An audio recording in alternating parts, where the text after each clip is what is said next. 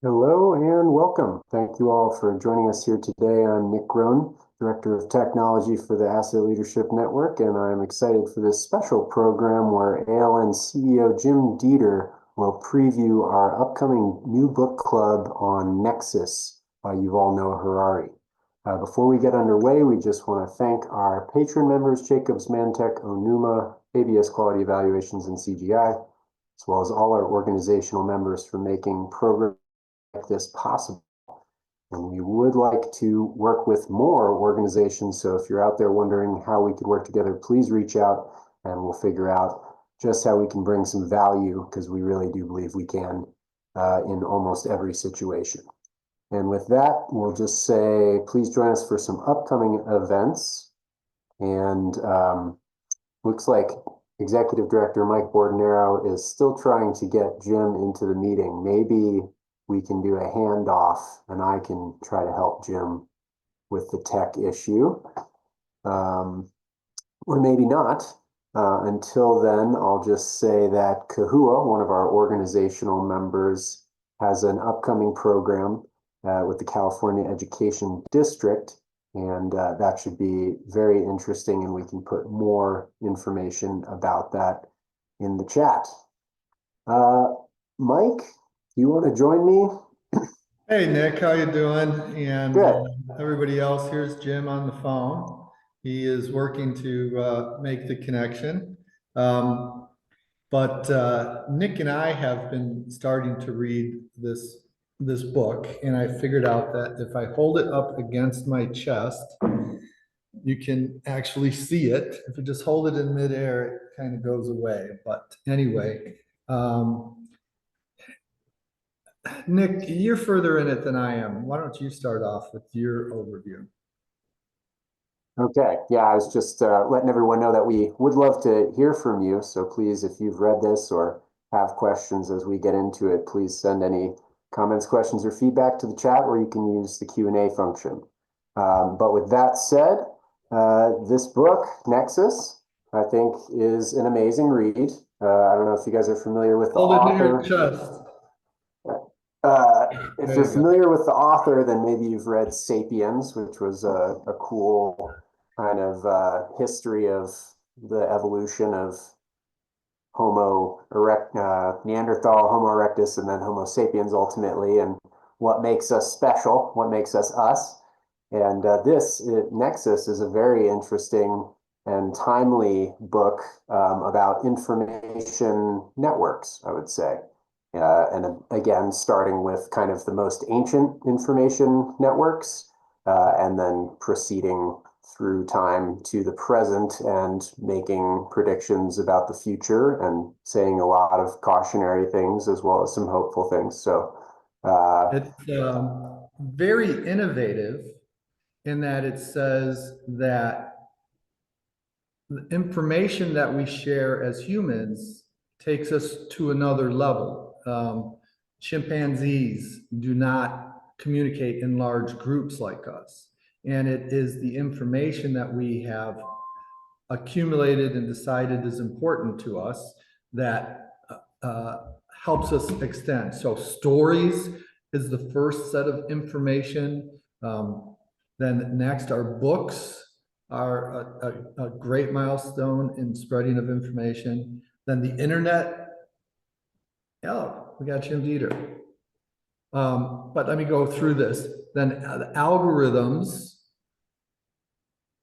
and now AI is coming on, and we've got to very quickly put some controls on AI, or it might spin out of control.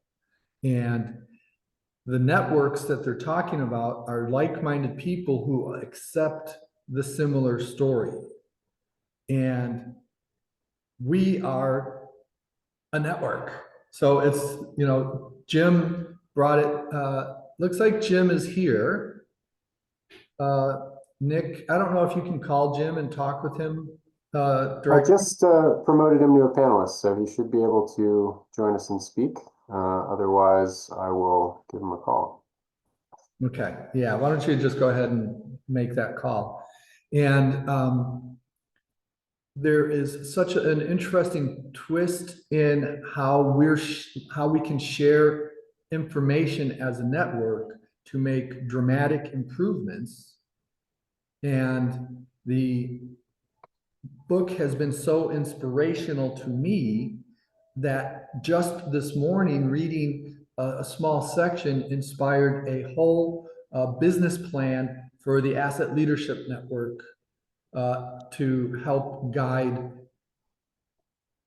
the electric grid to have the Internet of Things the way that we really want to. If you've been following us at all, we're connected with Linux now in a way that we have not been before. And the inspiration I got from this book is how we can be funding a project through the Linux Foundation, get energy companies to their network also use the technology that we are developing with our Coalition for Smarter Buildings colleagues. They're the ones who were incorporated into the Linux Foundation. And Jim Dieter had selected some highlights from the book for our ALN Thursday at 3, no, for our newsletter this week. And he selected one of the things that I thought was so important. Information is when you have data that is in formation. It's such a simple etymological explanation of the word. It's been right in front of my face this whole time, but I never thought of it as information.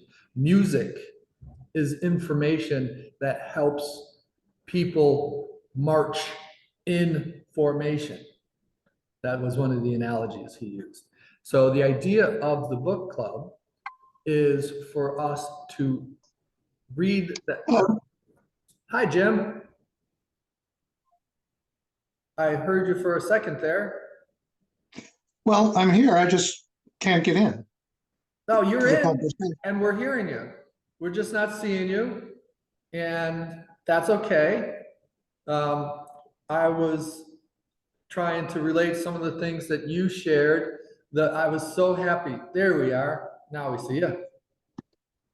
Yeah, I mean, I've been listening. I'm sorry. I have 2 computers and neither one of them would let me into this meeting. So I'm on my tablet. It's the weirdest thing. Anyhow, but thanks. I mean, you were in the middle of a talking. Go ahead. Well, I was pointing out that you selected one of my favorite parts for the highlight. That information is data that is in formation.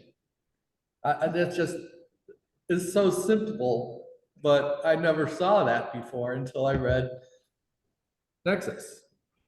Yeah. Yeah. So when I've read several other books by the same author, and if you haven't heard of them, read anything by him or watch YouTube videos or whatever. This guy is it. He's has a whole new way of looking at things. And sort of like Heather Cox Richardson, he's a historian and a futurist. So taking information from the past to shed light on what's happening to us now. As soon as I started reading this book, I was like blown away. I highlighted almost the entire introduction. Yes. It's I love it brings 2 things together that I really appreciate, which is somebody that knows enough to make the topic simple and understandable, and that makes things makes you look at things or helps you look at things in a new way that changes your basic perceptions of how the world works and what it's about. So, I've been reading and rereading the first section that we'll be talking about in our first book club meeting, which is, I'm laughing because my computer just came up with a thing saying to join the meeting. after 20 minutes. And, you know, it just is striking. I mean, we're talking about truth, reality, information, networks, as Mike was talking about, to some degree. But, you know, a basic concept that I think is so important to us in asset management and asset leadership is about information. And I know I would always thought information represents reality, and there you go.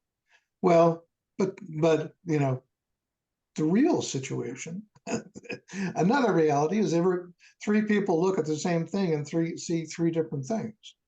And even if what you were saying about a reality, the information you provide, is by definition only a part of the information that's available about that occurrence or item or whatever it might be.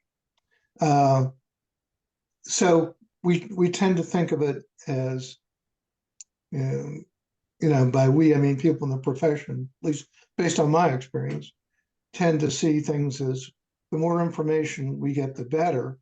But that also is called into question in this book. So rather than so much of the detail of the book, I think what's really draws me to this is I really want to talk to a group of people that are, you know, aware of the concepts in this book as we go through in 3 sessions, section by section.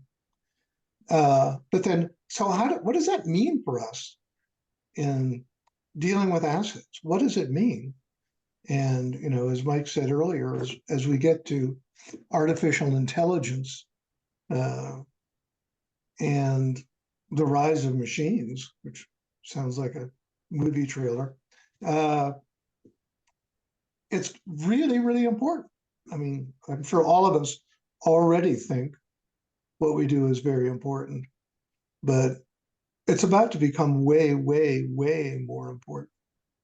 That if we don't have an organized way to think about assets, not only physical things, but the networks that we're talking about, the information that we're talking about, you know, the 6 capitals sort of an approach, perhaps, that, you know, we're in serious trouble if we don't have an organized way to consider it and think about it. And just thinking about one small part of it just isn't going to be good enough anymore.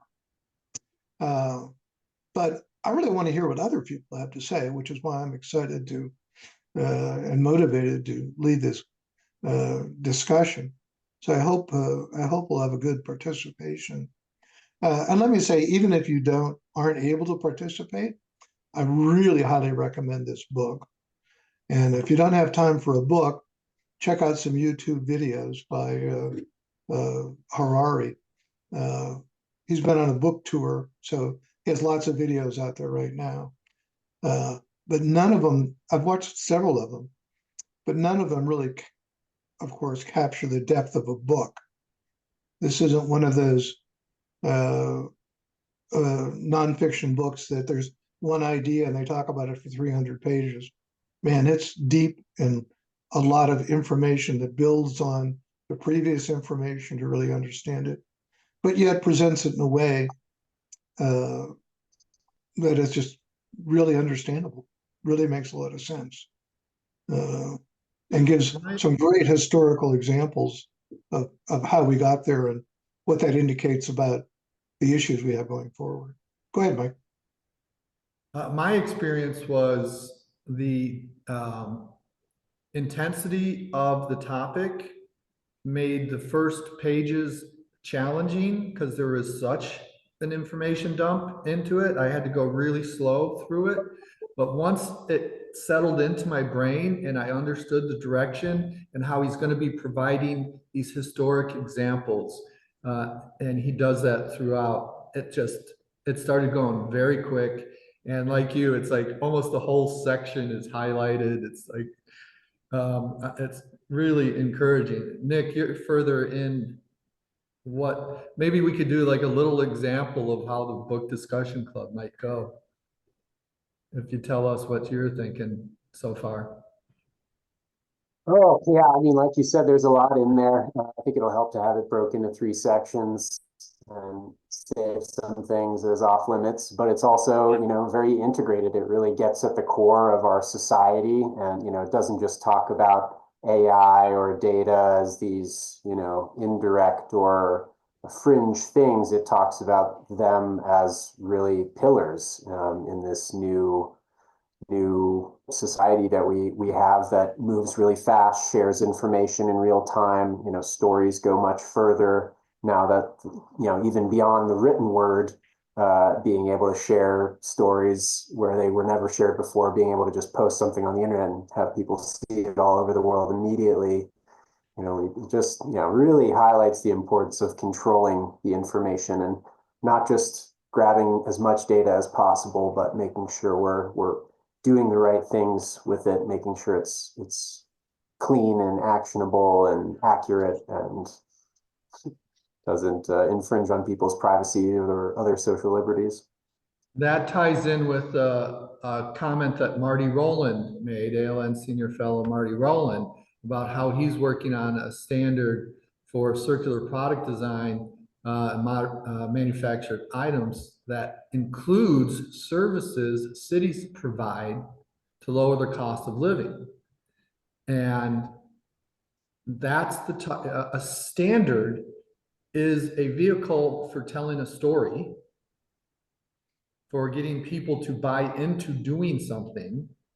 And it's a very good example of how our discussion might be able to help influence the things that large groups of people are doing. Does that make sense, Jim?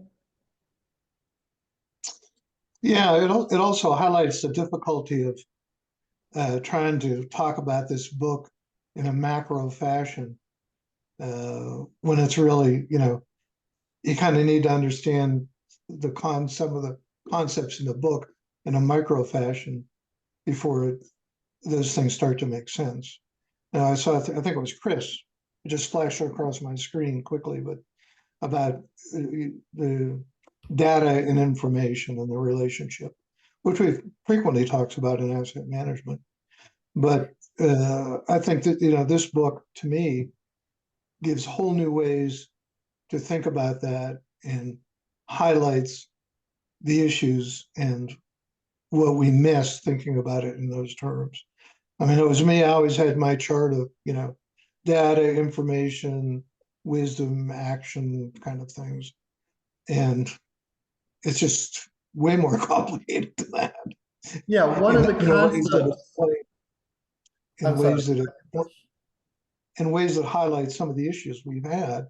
And I think maybe importantly, in enabling us to talk to people outside our profession, senior managers or policymakers or whatever. I think this book will give us words that we can use to help people understand the implications of what's involved. One of the things that was hard for me to get my mind around, but finally did, is that most people think that if you have transparent information, that will provide the truth. And if people are saying that things fall up, more information will help them know that things fall down. However, he establishes that there are information networks where things falling up promotes the purpose of the people who are selling suspenders to pull things down, for some bad purpose. For some bad purpose, they will tell a story of information, and more information is not going to dissuade people from thinking that something that's not true is true. And that's just a really complex mental exercise that took me a while to get to. And once he started providing examples, good old Hitler, you know, sure, he was responsible for millions of deaths, but he gives us an example of what not to do very well. He came in and took a socialist democracy and turned it into a dictatorship because he told lies. Once the dictatorship was over, Germany went back to a socialist democracy. And if they had the right information presented in the right ways, they might have been able to skip that horrible section in history. And with AI coming as fast as it is, Harari is suggesting that now is the time to be very clear about the stories we want to be telling about what AI does as an information network. It also points out the complication that the truth is much harder to convey in a story than lies. Lies, you can say anything and there's nearly no restraint. And the truth has to be defended and has to be stand up to criticism. But some people are able to tell convincing stories without regard to the truth. You know, like the Hitler example. Yeah. And I could go other ways, but I won't. So it just, again, my mind is kind of just bent by how influential this book is already on my thinking. And I've carefully, by the way, I'm only finishing the first section of the book, and I haven't gone on to read the other sections. Have you ever been in book clubs?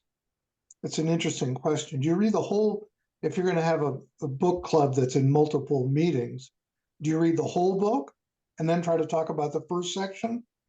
Or I find it personally much easier to just read the first section of the book and talk about that, and then read the second section of the book and talk about that. You know, otherwise, you know, the conclusions further along in the book work their way into the discussion in an odd way. So, but if you want to participate, whichever way you want to do, it's fine. But we'll try to focus. My thought is, and we'll talk about this at the beginning of the first book club meeting, but my thought is to kind of physically work through the book, not in terms necessarily chapter by chapter, but by the ideas that we identify as being important, and consider those and the implications for asset management and asset leadership. Okay, so I was going to ask you the why question, Jim. And we've got a lot of our federal colleagues online here, and we're clear that this big picture approach that we're excited about is going to help shape the direction of the asset leadership network. You said language is going to be there that will help the organization, our members. And I think there's more to it. I think there is also language that leaders in their organizations will be able to use to communicate the stories that lead to their mission successes. Yeah, I mean, no offense to the ALN, but that's entirely my thinking. I don't think about it in terms of the ALN, although it obviously has relevance. I think this is information we can all use in our everyday lives. You know, we all know how we're always amazed how difficult it is to get things done in organizations. And then we reflect that even in a two-person relationship, there are significant issues in sorting things out and how to get things done and how to get along. Big organizations only make it more difficult, of course. And I always say, I started out my career being impressed or being frustrated when projects didn't work or things didn't happen the way that, at least that I thought they should, or others planned that they would. And through my career, I've been more and more impressed by the relatively small frequency of successful projects. I mean, truly successful, not somebody took credit for being successful, but projects that really accomplished what they were, what they set out to be. It's a hard thing. And I think in a way you can see, everything we do is as a project of that sort, and that this information is very useful in all of those realms. In addition to our federal colleagues, we have insurance industry colleagues. And so I want to use the book as an example of what we might be doing in the book club, and say that in the section called The Power of Stories, there's a story of how Homo sapiens were able to tell stories that kept larger groups of people together. He indicates research that says Neanderthals tended to top out at around 50 people in a clan. And by Homo sapiens having larger clans, they were spread over a larger geographic area. And therefore, if one area was experiencing a drought and had less food and water to share, some of those people could move with other members of the tribe in a more prosperous area. And then 20 years later, there could be a reciprocity established. And he says the tribal network then acted like an insurance policy. It minimized risk by spreading it across a lot more people. And I think the asset leadership and asset management story is able to bring that type of benefit to the insurance industry. And that's why we're talking with our colleagues who are involved in this. And I think that could be some of the beneficial insights that organizational leaderships could get from participating in the discussion. Nick, do you have a section that you highlighted or want to talk about? Well, one hopeful one and one maybe cautionary real quick. On the vein of it being hard to organize humans, even two being a daunting task at times, and thinking about larger groups of humans, for a long time they really had trouble organizing large land masses of people. But of course, the printing press came along, and printing Bibles and sharing that story could help bring order. Printing money or having other currencies can create order over large land tracts. And the internet, now provides a potentially even greater resource to connect people and to help us share a tale that can reduce risk ultimately and promote wellness among people. And so I think that's the hopeful part, that we do have more tools now than ever before in Homo sapiens existence to share information and thus organize.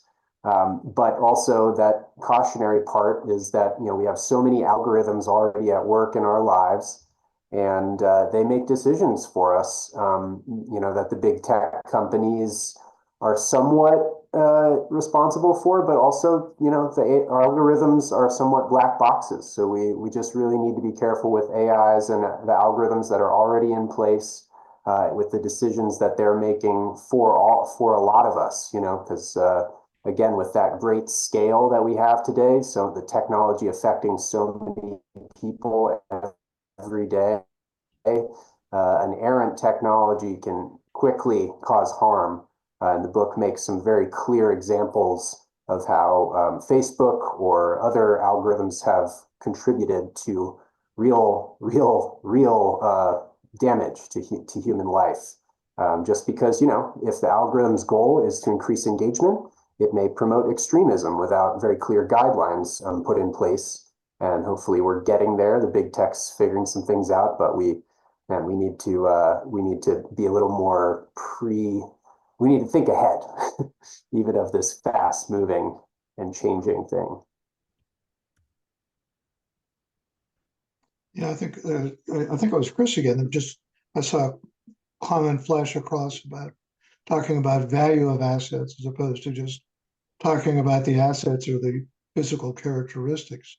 I think it's a good example of just a different reality, a different truth about assets that we have been, to stereotype it as a profession, it's about control of the assets and it's just about the asset information of the description of the assets rather than the value that the assets are bringing to the organization.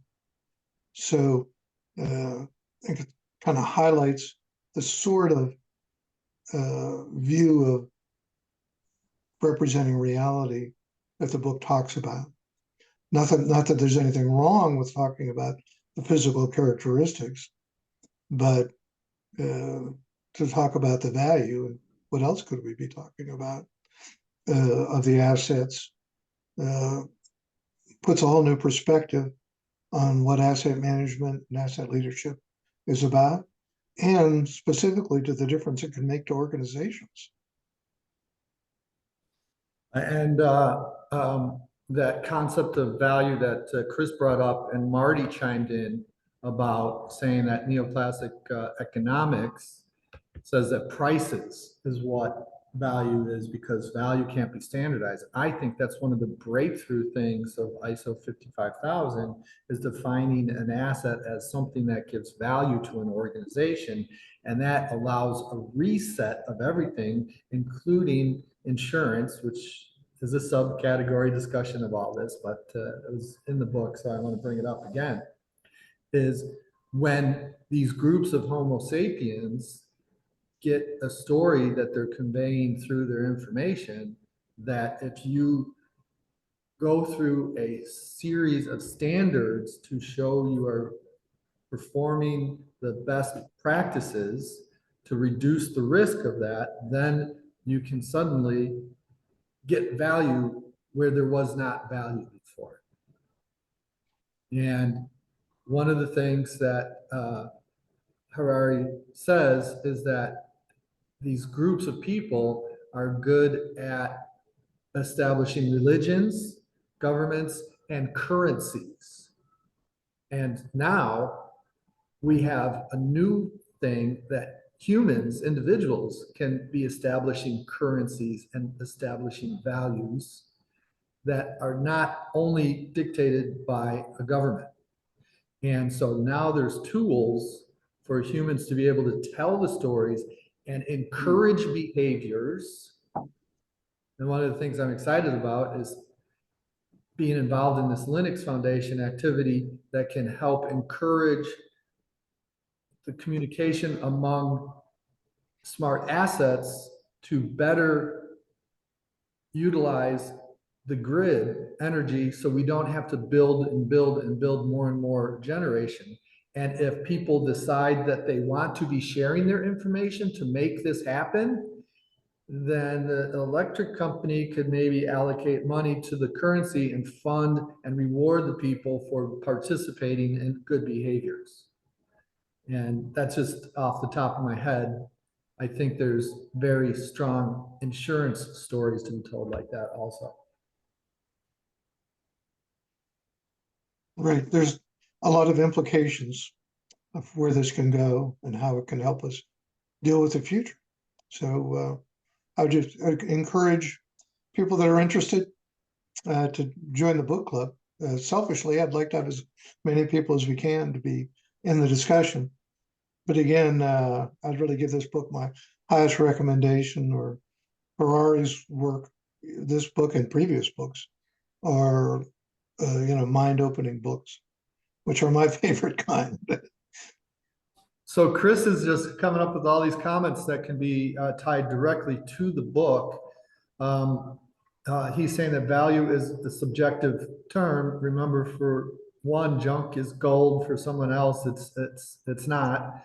And the example that Harari uses is if somebody is flying in a plane with millions of dollars in currency and all kinds of stocks and bonds on paper, and crashes on a deserted island, that millions of dollars is worthless.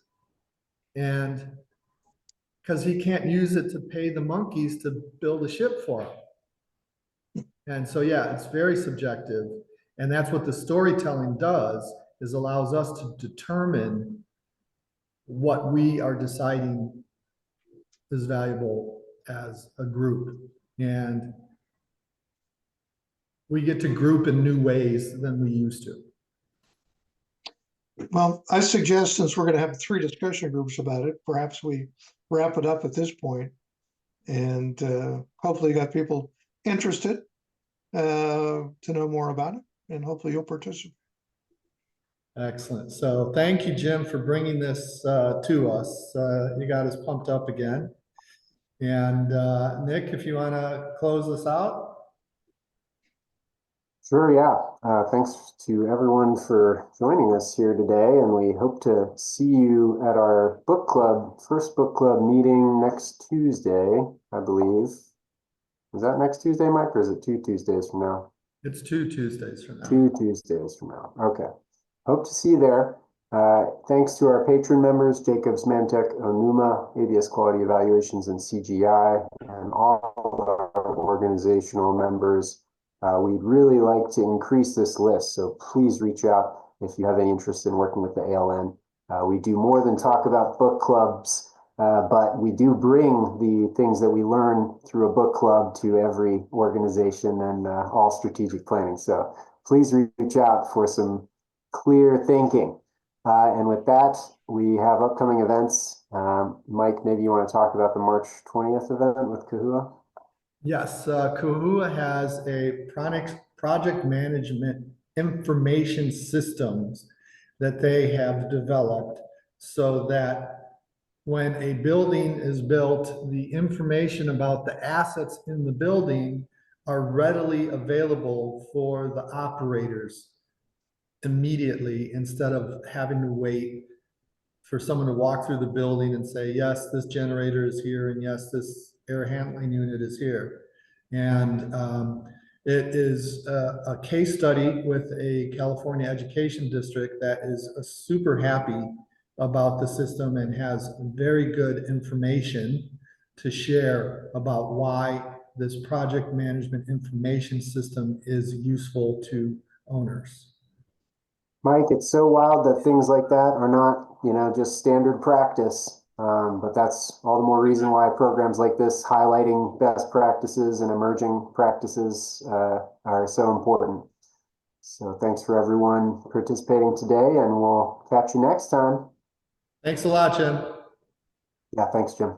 Thanks all. Thanks to everyone.